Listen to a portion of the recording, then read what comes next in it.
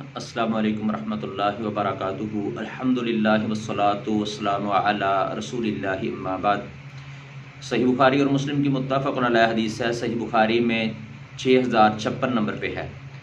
رسول اللہ صلی اللہ علیہ وسلم نے فرمایا لا يدخل الجنت قطات، قطات چغل خور جنت میں داخل نہیں ہوگا۔ صحیح بخاری کی اس حدیث میں قطات کے لفظ ہیں، جبکہ صحیح مسلم کی ایک روایت میں نمام کے لفظ ہیں، لا يدخل الجنت نمام، نمام جو ہے وہ جنت میں داخل نہیں ہوگا۔ تو دونوں کا معنی، قطات اور نمام دونوں کا معنی جو ہے وہ چغل خور ہے۔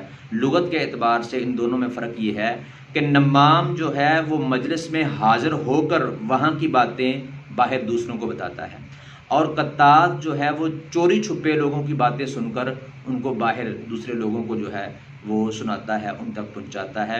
باہر کیف یہ دونوں جو ہیں وہ سنگین جرم ہیں۔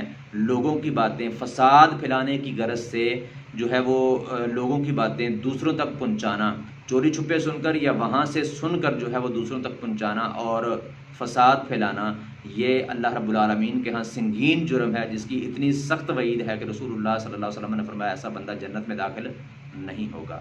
تو اللہ رب العالمین سے دعا ہے کتاب و سنت کو صحیح معنوں میں سمجھنے، عمل کرنے اور دوسروں تک پہنچانے کی توفیق عطا فرمائے۔